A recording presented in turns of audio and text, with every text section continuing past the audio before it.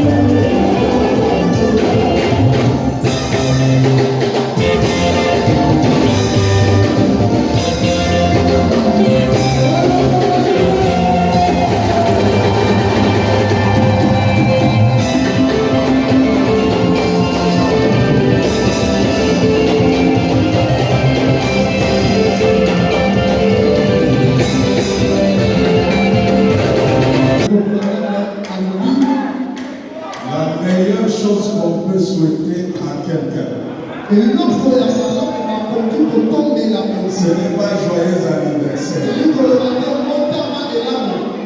Ce n'est pas bonne année.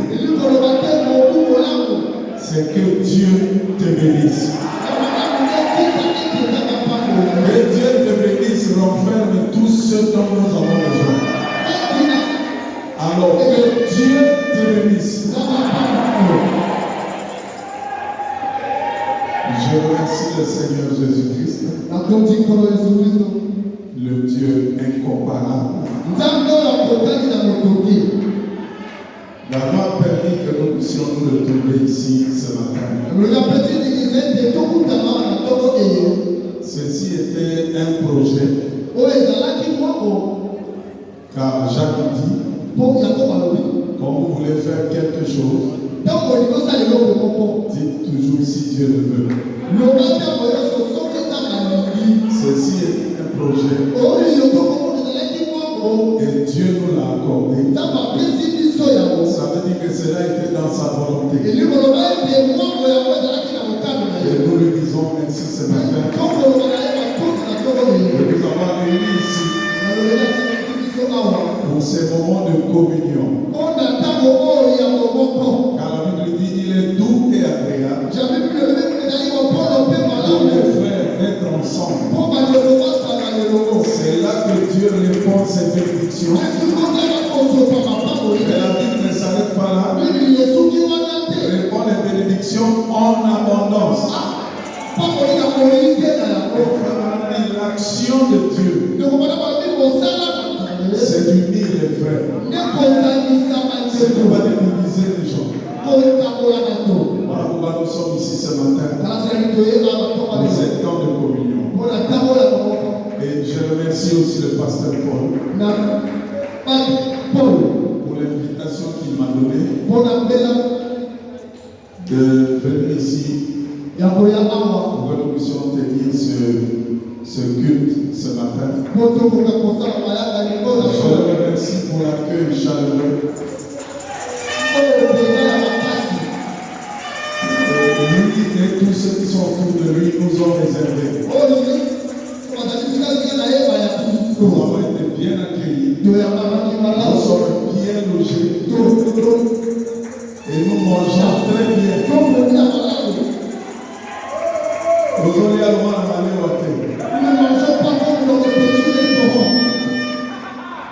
que le Seigneur le bénisse richement.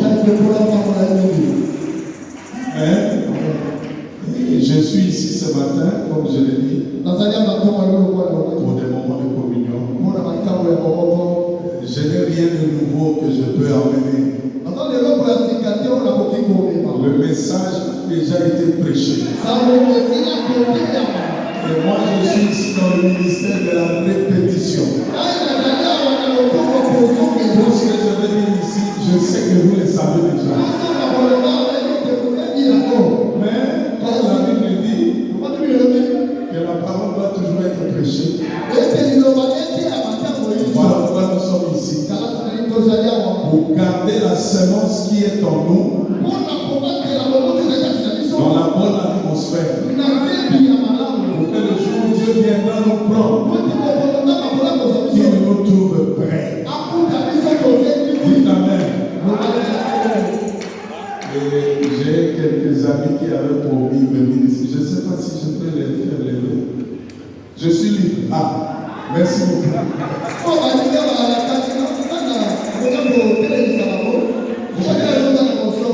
J'ai mon petit frère Chali.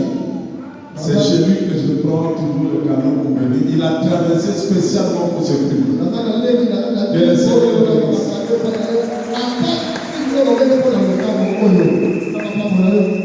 J'ai mes amis aussi de Kinshasa qui avaient promis être ici ce matin pour ce moment de communion. Et j'ai mon ami que vous avez entendu, j'avais chanté du rocher dit au célibat.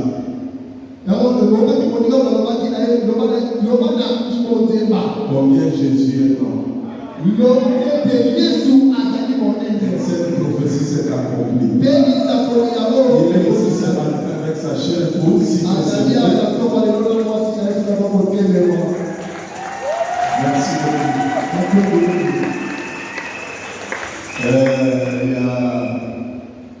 Je vois que le président Pachou est là. Si vous voulez se lever. Merci beaucoup. Le frère Willy, que j'appelle le petit frère de Lai Lai.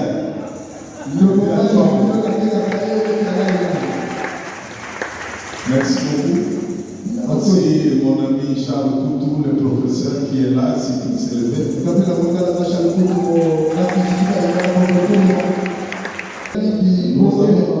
Nous allons lire dans Matthieu 21.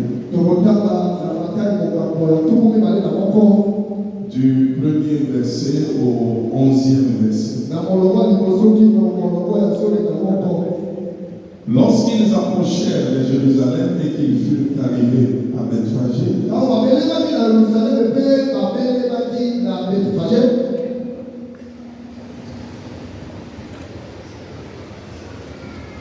vers la montagne des Oliviers, Jésus envoya 2 disciples en leur disant: allez au village qui est devant vous. Vous trouverez aussitôt une ânesse attachée et un ânon avec elle. Détachez-les et amenez-les. Si quelqu'un vous dit quelque chose, vous répondrez: le Seigneur en a besoin. Et à l'instant, il les laissera aller. Or, ceci arriva afin que s'accomplisse ce qui avait été annoncé par le prophète. Dites à la fille de Sion: voici ta roi vient à toi. Plein de douceur montée sur un âne, le petit d'une ânesse. Les disciples allèrent et firent ce que Jésus leur avait ordonné. Ils emmenèrent l'ânesse et l'ânon, mirent sur eux leurs vêtements et le firent asseoir dessus.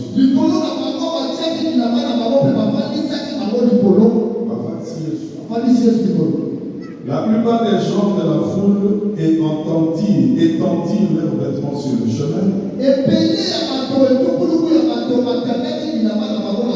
D'autres coupèrent des branches d'arbres et enjonchèrent la route.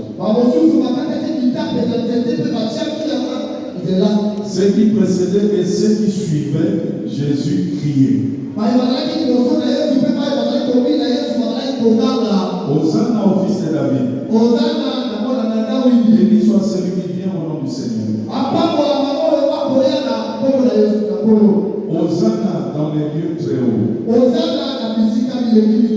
Lorsqu'il entra dans Jérusalem, toute la ville fut émue et l'on disait: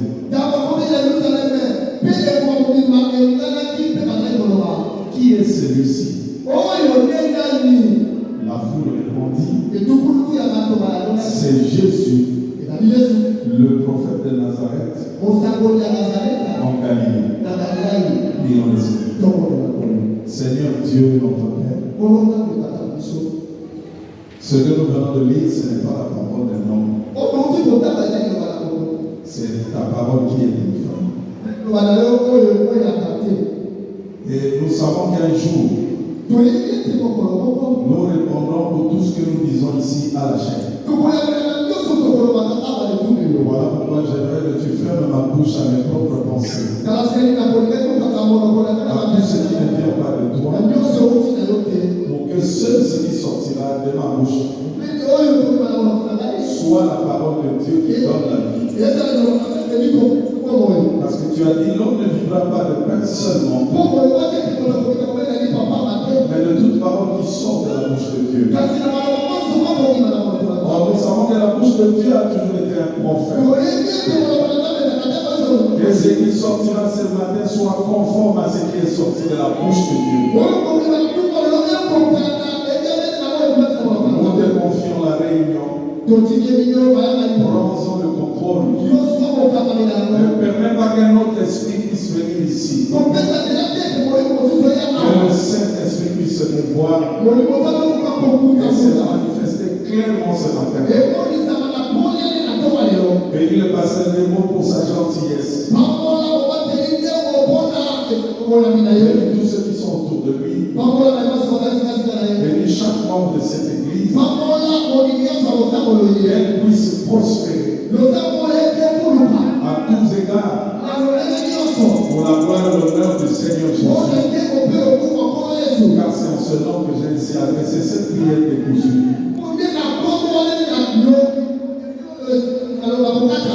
Amen. Amen. Nous nous asseyons. Une fois de plus, que le Seigneur vous bénisse. Je suis ici pour dire ce que vous connaissez déjà. Et Frère nous a dit que quand vous lisez la Bible, si vous ne voyez pas Jésus-Christ dans chaque écriture, c'est qu'il vous a manqué quelque chose. Vous n'avez pas bien lu. Chaque écriture de la Bible se rapporte au Seigneur Jésus. Que je le comprenne, que je ne le comprenne pas, que je n'arrive pas à le prouver. Puisque Frère Branham l'a dit, c'est que c'est la vérité. Dieu a pensé, le prophète a parlé, et cela règle la question. Chaque écriture se rapporte à Jésus. Parce qu'il est le thème principal de toute la Bible. Il est la révélation de toute la Bible. Il est le centre de tous les mystères. De la Genèse à l'Apocalypse, Jésus est le sujet de tout ce que les prophètes avaient parlé. C'est pas étonnant qu'il ait dit. Vous sondez les Écritures. Parce que vous pensez avoir la vie en elle. Mais ces Écritures que vous sondez rendent témoignage d'une seule personne. Et cette personne s'appelle le Seigneur Jésus-Christ. Et vous êtes des lecteurs de la Bible. Aucun prophète dans la Bible n'a fait cette déclaration. Vous dites les Écritures rendent témoignage de aucun. Jésus n'a pas dit une partie des Écritures rendent témoignage de moi. Ou une majorité des Écritures rendent témoignage de moi. Ou une grande partie des Écritures rendent témoignage de moi. Il dit les Écritures. C'est-à-dire l'ensemble des Écritures rendent témoignage d'une seule personne qui s'appelle Jésus.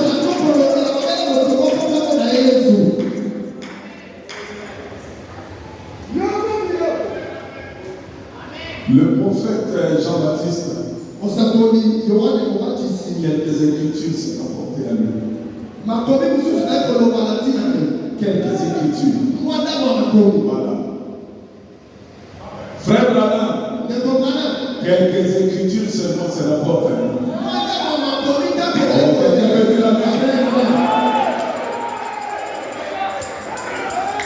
À la Pentecôte, quelques écritures se rapportaient à ça. Mais cela n'est pas le cas du Seigneur Jésus-Christ. Toutes les écritures, de la Genèse à l'Apocalypse, se rapportent à une seule et unique personne que nous élevons ce matin, que nous adorons ce matin, c'est le Seigneur Jésus-Christ. C'est d'ailleurs ça qui prouve qu'il est Dieu. Parce que s'il y avait un autre Dieu en dehors de Jésus,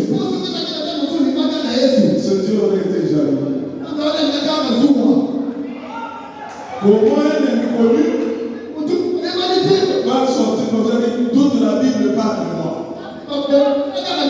Mais s'il n'était pas Dieu, Dieu serait jaloux.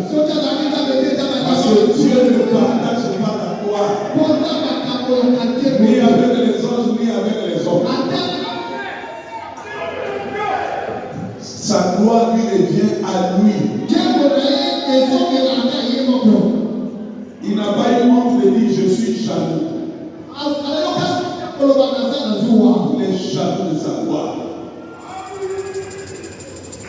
Si Jésus n'était pas Dieu, Dieu aurait été jaloux. Mais nous savons que nous sommes dans le véritable. En son Fils Jésus-Christ. Et d'ailleurs, c'est lui qui est le Dieu véritable. Et la vie éternelle. Et comme on dit, il n'y a qu'une seule forme de vie éternelle. C'est le Zoé. Jésus est le Zoé. Dis Amen.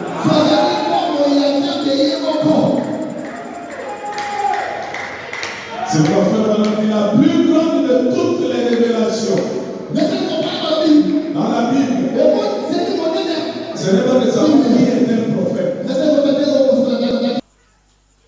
Depuis la naissance du Seigneur, sa vie ici sur la terre, sa mort, sa résurrection, son enlèvement, tout ça n'est pas le fruit du hasard. C'était à chaque étape de la vie du Seigneur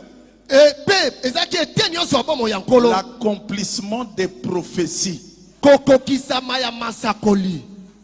Quand il est né, Jésus n'est pas né au hasard. Un prophète avait déjà parlé. Ou des prophètes avaient déjà parlé. Où il devait naître et comment il devait naître. Oh, est-ce que quelqu'un peut dire Amen?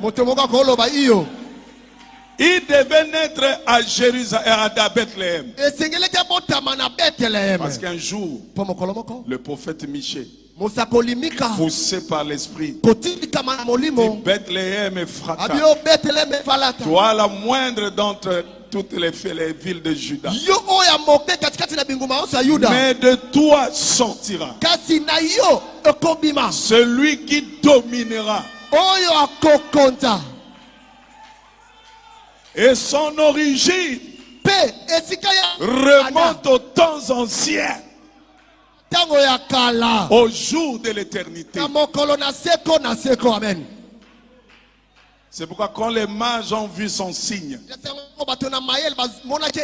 là-bas en Orient, ils ont suivi le signe pour retrouver là où le Messie était né. Et quand ils sont arrivés, Hérode a appris qu'il y a un roi des Juifs qui était né. Cela a créé la jalousie en lui. La jalousie naîtra toujours d'un cœur charnel. Amen. Amen. Il dit, ah, celui-là, il veut me prendre le pouvoir. Il a appelé les scribes. Il dit, où est-ce que le Messie, là, le roi des Juifs, devait naître? Ils ont regardé que les Écritures pointaient Bethléem. Donc la naissance du Seigneur n'est pas un hasard. C'était prédit. La façon dont il devait naître, c'était prédit. Voici une vierge concevra. Elle enfantera un fils. Et on l'appellera Emmanuel. Ce qui veut dire Dieu avec nous. Un fils nous est né. Un enfant nous est donné. On l'appellera Prince de paix, admirable, conseiller, Père éternel. La vie de Jésus, c'est l'accomplissement des prophéties. Même quand il marchait, il a fait un tour dans les contrées de Zabulon et de Nephtali. Quelqu'un pouvait dire qu'il se balade comme ça. Non, il est parti là-bas afin que s'accomplisse ce que le prophète Esaïe avait dit. Le peuple qui était assis dans l'ombre de la mort, dans les ténèbres, a vu une grande lumière. La vie de Jésus, c'est l'accomplissement de la parole. C'est l'accomplissement des prophéties. Même quand il est venu dans la synagogue, on lui a donné le rouleau. Il a lu là où Esaïe avait dit, l'Esprit du Seigneur est sur moi. Il m'a oint pour libérer les captifs, pour faire ceci, pour faire cela, pour proclamer une année de grâce. Il n'a pas lu la deuxième partie qui parlait du jugement. Il n'était pas venu juger. Il était venu pour que le monde reçoive la vie par lui. Et quand il a lu, il a fermé le rouleau. La Bible dit il est allé s'asseoir. Cette parole de l'écriture que vous venez d'entendre vient de s'accomplir. Donc même quand il lit le rouleau, ça a été déjà prédit par les prophètes. On dit Amen. Ce n'est pas n'importe qui, Jésus. C'est le Dieu suprême, créateur des cieux et de la terre. Même la façon dont il devait mourir, c'était prédit. Les gens sont venus le voir. Nous voulons avoir un signe. Il ne vous sera donné aucun signe. Si ce n'est ce qui s'est passé avec Jonas. De la même manière qu'il passa 3 jours et 3 nuits dans le ventre du poisson, le Fils de l'homme passera 3 jours et 3 nuits dans le sein de la terre. Et il sortira. Parce que moi, Jésus, je suis la résurrection et la vie. Sa vie, c'était l'accomplissement des Écritures. Même quand on l'a vendu par Judas, cela a été prédit par le prophète Jérémie. Donc il n'y a rien de hasard dans la vie de Jésus. Il était l'accomplissement des Écritures. Même quand on l'a rejeté, c'était prédit par l'Écriture. Il est venu chez les siens et les siens ne l'ont pas reçu. La pierre que les bâtisseurs avaient rejetée est devenue la principale de l'angle. Tout était accomplissement de prophétie. Même quand il est en train de mourir à la croix, il dit Élie, Élie, lama sabachthani.